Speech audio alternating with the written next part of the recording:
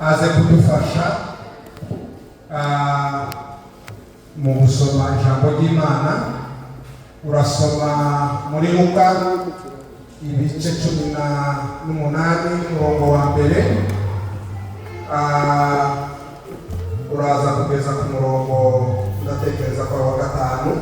Nurangiza dusomere mu rwandiko rwa Yakobo ibice 5:14 kugeza kuri 18. Hanyuma Dodo yigira imbere babampere mikrofone ushobora gukorana wewe na Espera baheze mikrofone.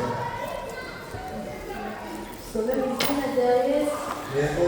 Kwa majambo yavuze mu mugani w'umucamanza Gabitanya.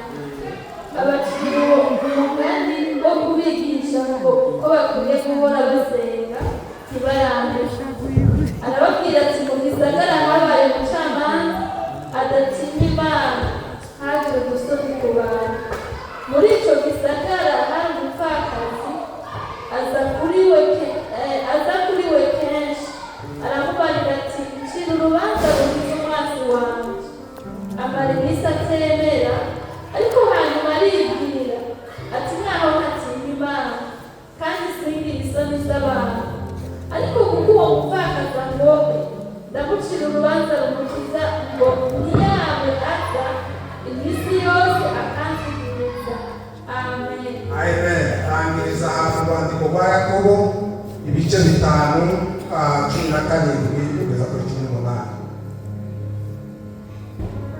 Yakobo 5:17 haravuze ngo Eliya yari umuntu ameze nkatwe. Eliya yari umuntu ameze nkatwe. Asaba yinginga ngo imvura ntigwe. Imvura imara imyaka 3 n'amezi 6 itagwa mu gihugu. Imvura imara imyaka 3 n'amezi 6 itagwa mu gihugu. Gusaba. Yongera gusaba. Ijuru rirekura imvura. Isi imeze imirima yayo. Amen. Yakobo ibice 5 umurongo wa 17 no kuri 18. Ijuru ryambere yagahiza yagashibaraga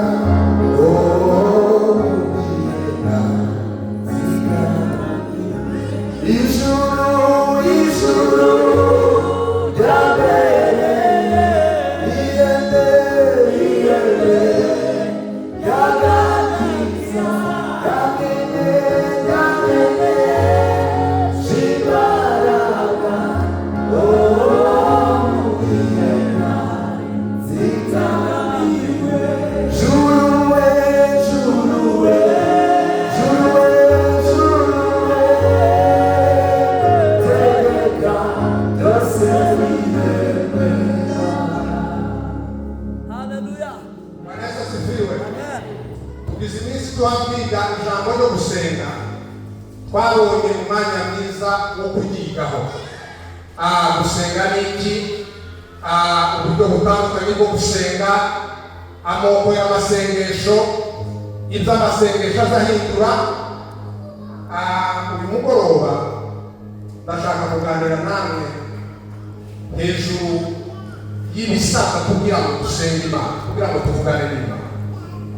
Ni ibiki wategura, ni ibiki wakwegeranya maze ukavugana n'Imana mu buryo Imana ibasha kukumva.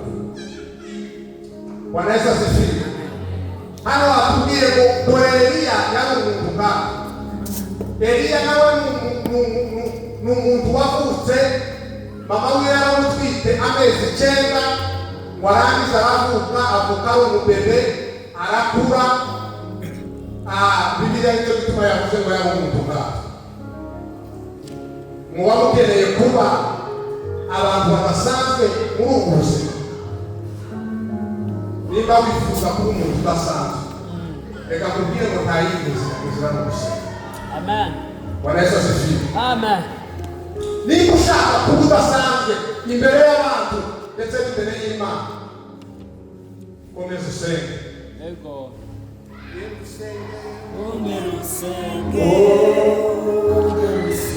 Tandukanye gusenga kwawe uko ariho zakubwiriza zatangika wanishize ku bwawe wewite ku maso y'abantu mukugabo niba mukunda awaite kwizina wita ukondimana yamwene. Bwana Yesu asifiwe. Gusenga kuganira n'Imana ni eshanje hagati y'umuntu usenga n'Imana, ni communication. Muyandi magambo ni ugukominika ku Mana. Rero ngiye kubabwira aya matelefone dutunze uburyo biza bigenda kugira ngo abashe guhamagara, abashe gutanga ubutumwa bugere kubo mushaka ko bugeraho. Nimbangiza mbabwire rero ibyo dusabwa natwe iyo dushaka gutanga ubutumwa bwacu bugere ku Mana. Bwana Yesu asifiwe. Buriya mbere yuko bakora telefone harabanza hakaba iminara ziriya mbere ubona zizaza zikora icyo bita perimetre cellulaire. Ni ukuvuga ngo ni zone, ni ahantu haba hari ini zone geographique couverte d'une antenne. Bagakora antenne bakayishyira hano muri sete, bakavuga ngo abantu bose bari hano muri sete, wenda ndetse no muri seke no muri sisi na hano, bakavuga ngo abaturiye uyu munara, abegereye uyu munara batunze amatelefone bazaronka sinyale.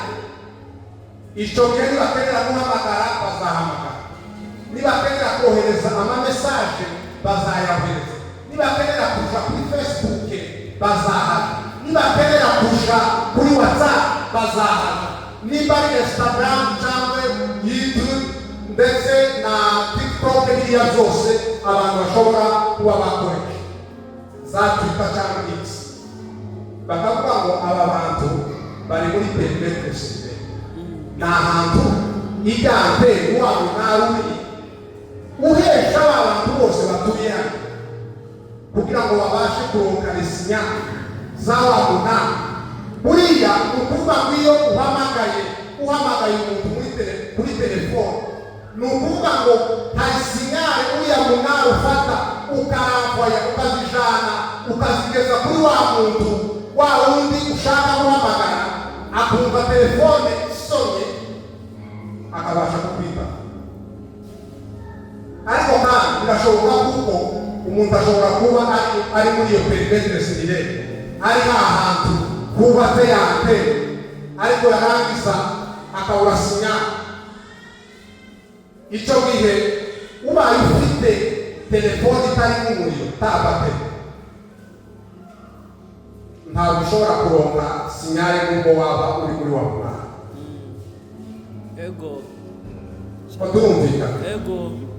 Naho woba uri muri ya zone iri kuverte n'iyante, hahandi yante igera, ariko udafite umuriro muri telefone tushobora kuronka sinyali. Telefone yawe tishobora gukora utayifite n'amayinite, telefone yawe tishobora gukora, tiwohamagara hatarimo amayinite, tiwokwambara mesaje udafite amayinite. Bwana Yesu asifiwe. Rero iyo dusenga tuba duhagaze mu cyerekezo, tuba turi mu umunara w'ijuru uzamura amasengesho yacu akagenda akagera ku Mana, Imana nayo igasubika amanura ibisubizo tukazakira. Bwana Yesu asifiwe. Ariko birashoboka ko abantu bashobora kuba bari mu bibanza Imana ntaho ikagera. Sinshaka kuvuga ko Imana yo imeze nk'izi ya mbere iri hose, ariko kandi ayo ni amahitamo yacu. telefone uyifite tuyisharije igashira umuriro turafite electricité cyangwa mega, iyo telefone ntacyo yokumarira. Ko turumvikana ariko kandi harimo kuba uri handeho ni perimetre cellulaire, ukaba uri hirya aho wakunara udashobora kugeza imbaraga kugira ngo ubashe gukapitalisino. Umuntu avuye hano akavoyaja akava hano akaja ka Tanzania, kuko muri Tanzania hatarimo kweba umunara wa Limited, ntabwo wamuntu niyo yaba afite telefone kandi ndetse irimo amayinite irimo n'umuriro yabasha kumva ko hari sinyali tiyohamagara, tiyomuhamagara, tiyokwandika kuri WhatsApp, tiyokwandika SMS isanzwe, nta kintu na kimwe yokora, tiyo kwiconnecta waje kuri Facebook, aje kuri X cyangwa aje kuri YouTube, kuko ari yandeho yagiye hanze. Imana ibarinde kuba andeho ya perimetre cellulaire. Amen, amen. Bwana Yesu asifiwe. Igituma ba Eliya Bibiri ntabivuga ngo dore Eliya yari umuntu nka Eliya yari umugabo wataramye ubuzima bwiwe bwose amwegurira igitaramo. Bwana Yesu asifiwe. Abataramye neza bagatara baba bahagaze mu cyerekezo iyo bavuze nuko ngihamagara imbabazi ziwe ziritabaragira, ntaragira icyo mvuga zirankorera, ziti ngwino usange umutima nkunda cyane, ndakubabarire. Nuko ngira amagara, imbabazi ziwe ziritabara, ntaragira icyo mvuga zirankorera, ziti ngwino usange umutima nkunda cyane, ndakubabarire. Haleluya. Biragusaba kureba ko duhagaze ahantu hari rezo y'Imana. Bwana Yesu asifiwe. Abantu muzohera iyo mega zarangi uzabandika message tizige abakoherereje nazo tuzibona. Imana ibarinde kuba ahantu batariho kuventi. Amen, amen. Imana kugira ngo amasengesho yawe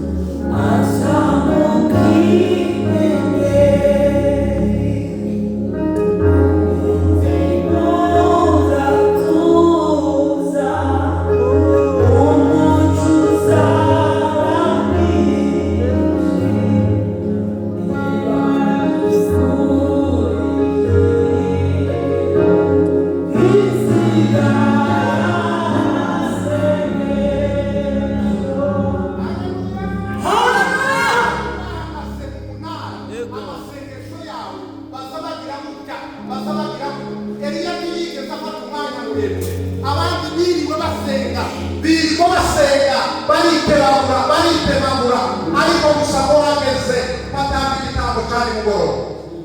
Bwana Yesu asifiwe. Amen. Igitambo cyari mugoroba ni isaha muzuhurira n'Imana. Hajya ya masaha niba ari saa munani z'ijoro, izo nizo saha zo gutanga igitambo cyane. Yarababwiye ngo batangire kuko isaha yiwe yari itaragera. Arababwira ngo mugende gutanga, ariko isaha yiwe igeze aravuga ngo Mana ya Ibrahimu, aravuga ngo Mana ya Isaka, aravuga ngo Mana ya Yakobo, aravuga ngo uyu munsi menyekane ko ari wowe Mana.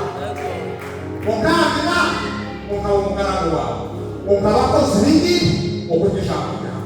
Umuriro uramanuka utwika igitambo, utwika inkwi, utwika n'amabuye ndetse utaga n'amazi. Haleluya. Abagabo bahagaze mu cyerekezo cy'ijuru baza bahamagara rimwe umuriro ukamanuka. ni abagabo bamenye aho bagomba guhagarara, abo ni abagabo bamenye igihe cyabo cyo gusenga, bamenye igitambo cyari munsi. Bwana Yesu asifiwe. Umugabo w'Umurusiya witwa Roman Jacobson wigeze gukora ku bintu cyane, yaba umulinguistique ndetse n'umufilologe, wagerageje gukora ku bintu bya linguistique, za grammaire, vocabulaire n'ibindi leçon n'ibindi biriya byose, ariko kandi agerageza no kwiga. Abantu bize filology ni abantu baba bagerageza kwiga indimi bakamenya ukuntu zagiye ziyevuriwa, bakavuga ngo ururimi rw'igifaransa rwatangiye gutya rugenda gutya, bakagerageza kuja muri izo ndimi. Yaravuze ngo inzira shema za communication, aravuga ngo mbere hariho emetere ni wa muntu ushaka gutanga message, wa muntu ugiye gutanga ubutumwa, aravuga ngo ubona kandi ubu yamaze kuba ikintu cyakabiri azakurikizaho hari icyo bita akoda, azagerageza gufata bya bitekerezo byiwe agatangira kubihindura, nimba ari amasinye cyangwa nimba ari ikindi kintu cyose akeneye. Murabizi ushobora kutambikira umuntu ijambo rivuga, ariko waba udusika tumwe uzumwoherereza ukamwereka ko wishimye, wabuseka, ukamwereka ko wababaye, ukamwereka biriya byose. Iriya ni kode aba yayashiramo, ndetse no kugerageza kureba ese uravuga uruhe rurimi, urakoresha ururimi ntayivuga, uravuga igifaransa, uravuga icyongereza. Iyo ni kodage, ni akodage. Cyo ni ikintu cya kabiri yaravuze neza kiba. Aravuga ngo ikintu cya gatatu rero ni ubutumwa, ni message, bwa butumwa uba ushaka koherereza umuntu. Ubwo ngubwo nabwo ukabushira, bwamara kubaho ngaho rero hakaba ikindi ngo ni kanali, inzira umuyoboro ugiye gukoresha. Ku rugero uko ndakoresha ubwigane, ariko ushobora gukoresha texte ya message wanditse SMS, ushobora gukoresha internet, ushobora gukoresha n'ikindi cyose ukeneye. Aravuga ngo iriya rero iyo umaze kohereza ibyo ngibyo, avuga ko hari undi muntu witwa recepteur, wa muntu uba utegereje kumva ko bwa butumwa bumugeraho, kandi ubutumwa rero bumugezeho aza atambuka akaja ku kindi cyitwa ngo ni decodage. Nuko dekoda ya message akavuga ngo se uku evangeliste bose yanditse gutya ashatse kuvuga iki. Bwana Yesu asifiwe.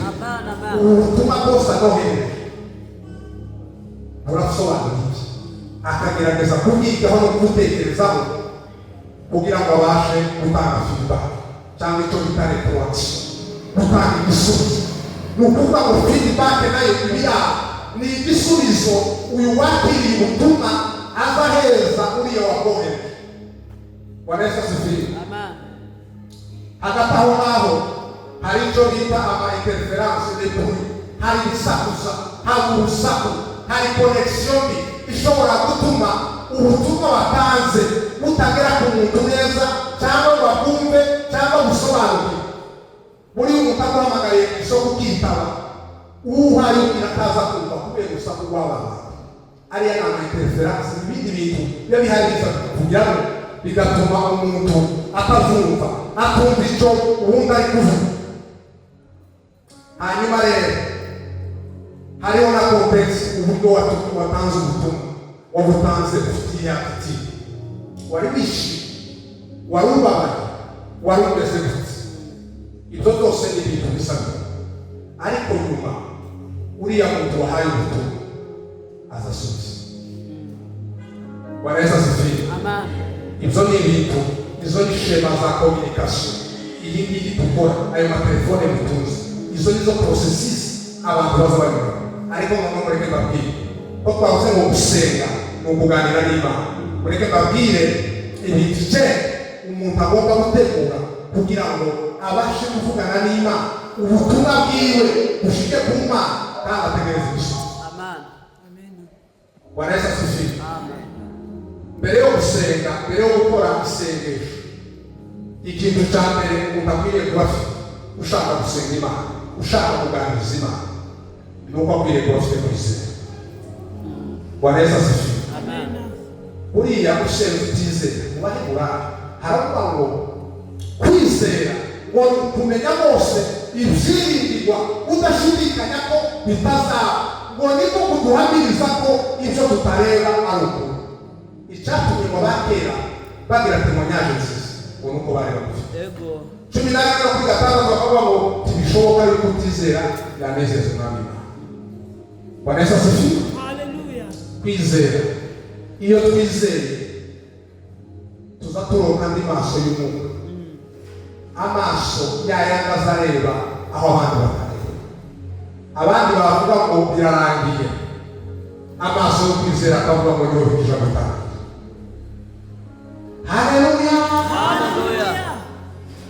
Mose atuma abagabo 12 gutatakana barahageze ngo bahagira iminsi 40 n'amajoro 40 ngo barangize bagerageza kugenda mu gihugu cyose takana ngo barakireba ngo basanga ari igihugu cyiza ngo kirimo umwero ngo gitemba amata n'ubu. Hanyuma rero icyaba ngo basangamo abagabo b'abanaki ngo bari barakoze bihanga ngo bagarutse rero gutanga kontera restitution rapport de mission bari bagiye ngo Mose ahamagaza iteraniro ryose arababwira ngo mwana mutubwire amakuru mwakuye muri teraniro. Abagabo 10 ngo barahaguruka baravuga ngo igihugu twakibonye kandi icyo gihugu ni cyiza ngo kiratemba amata n'ubuki, ariko hariho ingorane twasanzemo ngo nuko abagabo twabonye b'abanaki bakiri ngo twebwe twireba bari barebesheje amaso ngo tukibona tumeze nk'amahanzi. Imana tubabari abadafite amaso yo kwizera baza bareba ibibazo, ariko bafite amaso yo kwizera baza batumbira Yesu Kristo. Haleluya, haleluya. Tumbira Yesu. Niwe gisubizo. Tumbira Yesu wenyine. Niwe gisubizo. Haza abagabo babiri Yoshua na Kale, abagabo bari bafite amaso yo kwizera baravuga ngo ibintu by'abagabo bavuze abagabo nta kinyoma kibahishe, ariko baravuga ngo twebwe twitegereje bari barebesheje amaso yabo yo kwizera. Amen. Haleluya. Imana ibambera amaso yo kwizera. Azareba kuri ibi bibazo akabona baganye ngo bariko bareba hirya ibizigo vita ngo bakahaguruka ngo baravuga ngo abagabo twababonye igihugu nuko kibabe nica amata n'ubuki kiratemba amata n'ubuki dore ni n'umwero wacu, ariko ngo twebwe twitegereje hirya yiga ngo batabonye twe turebesheje andi maso yo kwizera ngo tubona bariya bagabo ngo nta kibakingira bafite. Muzi ko igihe kimwe abantu kubera kubura amaso yo kwizera baza batinya ibintu bidafite ikibazo. Imana ibaha amaso yo kwizera baravuga ngo nimba Imana itwishimiye ngo bariya bagabo tuzabanyakiriza. Bwana Yesu asifiwe. Haleluya. Aya matwi aya ngaya ntazanye ayumva buke cyane, ariko abafite kwizera abafite ubwo kwizera bagira ayandi matwi aza yumva akumva kumva Imana mu yindi dimansiyo abandi batumva, abo abandi batanezerwa wowe ukanezerwa, abo abandi batumva Imana wowe ukayumva. N'amaso kandi aza guha gusingira, n'amaboko aza guha gusingira aho aya ngaya atasingira. Naratangaye nasomye amakuru y'uriya mugore wo kuba imyaka 11 ngire umuntu wo muri anaba wizere gukira ukigwaye kimeze nabi. Bwana Yesu asifiwe. Amen. Isoko y'amaraso yari kahinde y'umutemba, isoko y'amaraso, ariko Yesu arashobora. N'uyu mugoroba yokana uzari kuboye byose. Wa mugore waravuga gusa ngo jewe yumvisha amakuru ya Yesu, aravuga gusa ngo icyomba nakora ngo ku musozo w'umwenda wiwe wita gusa ngwishyu jewe nkibo nohinduka gusa waraza mu bantu benshi waranyonyomba ngo amukora. Uyu munsi Imana yumve ko ikoze ku mutima. Amen. Yesu arahindukira aravuga ngo hari umuntu ukozeho, abantu baravuga bari kuri uyu mugabo uwo ni umuntu wari ufite amaso yo kwizera, uwo ni umuntu wari ufite amaso yo kwizera. wakimukoraho mu isoko y'amaraso wiraka ibyari bimuye umugoroba. Yesu akubera ibisubizo. Amen, amen, amen.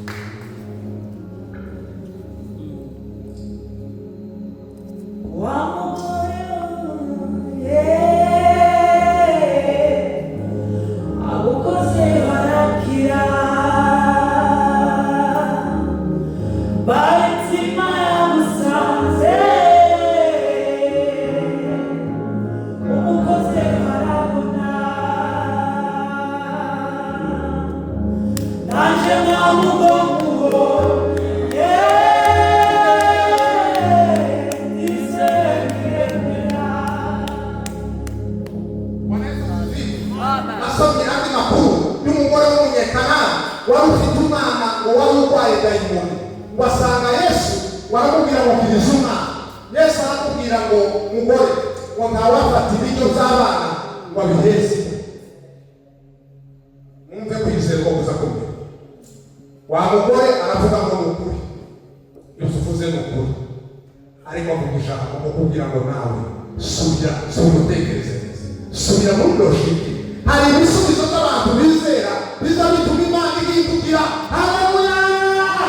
Abantu bagatuma Imana kubera kwizera kwa Imana ihinduka. Amen.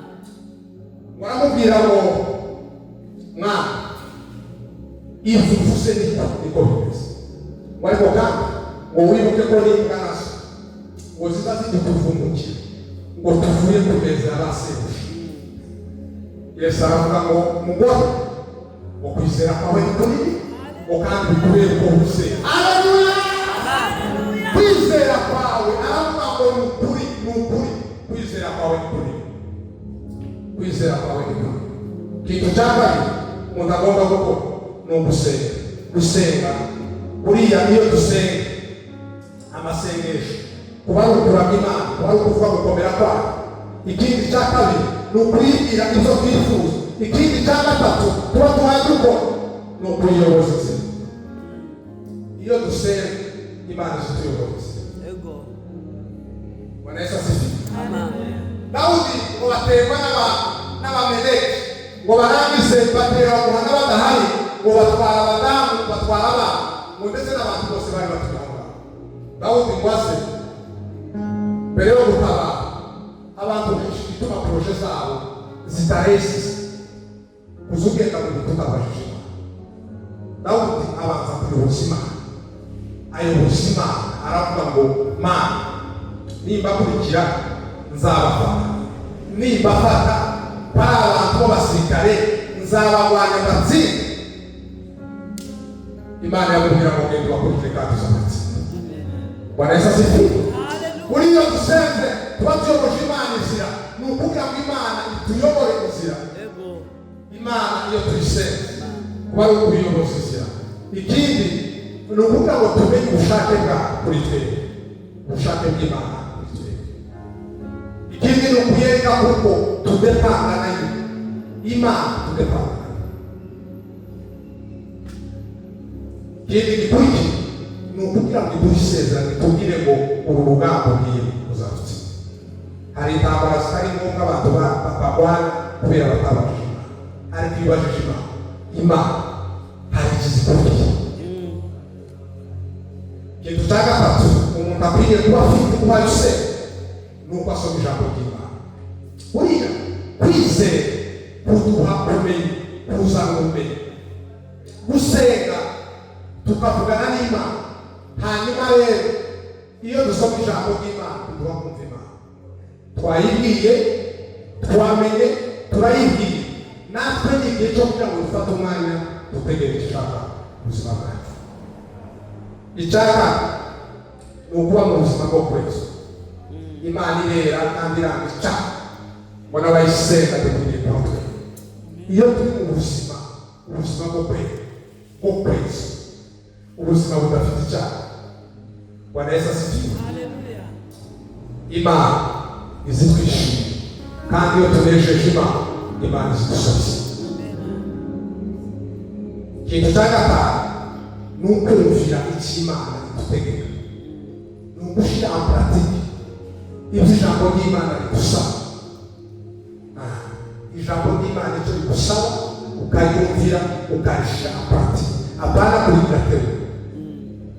Bibiri zivuga ngo uwumva aya magambo yawe ngo akayakomeza ngo azamera nk'umunyabwenge ngo wubatse inzu yiwe ku butaka, ngo imvura iragwa imivu igatemba ngo imiyaga irahura, ngo zose zikunda kuri yazo, ariko yazo ngo ntacira abantu. Uwumva aya magambo nawe ngo ntayakomeze ngo azamera nk'umupfapfa wubatse inzu ye ku musenyi. Imvura iragwa, ubuzima tubamo bubamo imvura, ubuzima tubamo bubamo imivu, ubuzima tubamo bubamo imiyaga. Haleluya! Ariko iyo twubatse ku butaka iyo miyaga ntacyo zitwara, ariko wubatse ku musenyi nicyo gituma muri kubona benshi bahena. Mutakavuga ngo nabivuyemo n'arakuru umukristo wamenye Imana. Icya gatandatu ni umwuka wera. Umwuka ni ugufasha, kandi umwuka ni ukubaho kw'Imana ku isi gukora ibitangaza muri iyi si dutuye. Yesu igihe yari kumwe n'abigishwa, ni ukuvuga ngo niba yabaga ari Betelehemu ntabwo yabaga ari Kaperinawumu. Mwibuke ko hari n'abagabo bari bafite umurwayi ngo bumva ko Yesu ari Kaperinawumu, bamusangayo ngo bahite basanga huzuye ntaho bari, ngo bigira inama yo kubura inzu itari iyabo, ngo barasambura ngo barangize baringaniza n'aho Yesu yari. Bwana Yesu asifiwe. Ikibazo cyawe wari ufite uyu munsi ucyerekeze imbere y'Imana kugira ngo uronke igisubizo. Ariko Yesu aravuga ngo igifite icyo kimaze nuko ngende, kandi ngo ninagende nzabohereza umufasha, kandi wazababwira abagabo bo kumvamya Yerusalemu, Yuda, Samariya no kugeza ku mpera y'isi. Petero yatinye guhana ari kumwe na Yesu, ariko umwuka wera ngo umanuke arahamya ku manywa y'ihangu. Umwuka wera ni umufasha, le consolateur, umufasha yaje. Umufasha yaje. Ikindi gikurikira ni uguca bugufi. Guca bugufi, iyo duciye bugufi Imana isituza, ariko kandi iyo twishize hejuru Imana isituza. Ikiranga abakristo, umuntu wawe usenga agomba guca bugufi. Naho Imana yagukoresha ibitangaza tukageraho shima ngo utegereze muri we. Ako niko kaga kari abantu Imana bakoresha ibitangaza bakumva ko ari abakomeye, kandi abatarabimenye neza bakaba bakurikira ibitangaza kurenza uko bashaka. Cyangwa nani ni ukuramya Imana no kuyihimbaza, kuvuga imirimo Imana yakoze, kuvuga gukomera kw'Imana. Iki cyenda ni ugutegereza wihangana na perseverance. Igihe kimwe twotegereza ibisubizo bigatinda, ariko gutinda gusubiza kw'Imana kibisobanura guhakana.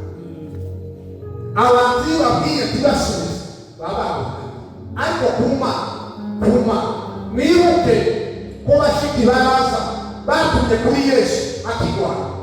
Yesu barasugasiba kandi kabiri buriya kwari kugira iki?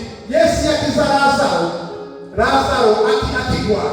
Kiriya gitangaza ntabwo cyari kuba kuri, ntabwo cyari kugera ku bantu. Abantu ntibari kumva ko ari igitangaza gikomeye.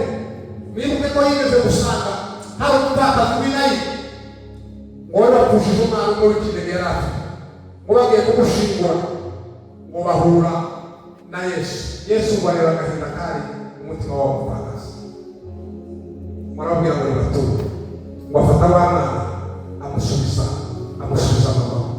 Ariko abafarisayo baravuga ngo ntabwo yari yapfuye. Yesu aravuga ngo utahane ngo nzobareka. Igihe kimwe Imana izireka izacu bigapfa, ikareka izacu bigapfa. Bwana Yesu asifiwe. Abantu bakavuga ngo zararangiye, abantu bakavuga ngo zararangiye, ariko reka kubwira kuvuga ko abantu ko zararangiye Imana ntakirakugira. Tegereza izagusubiza. Rimba hari Imana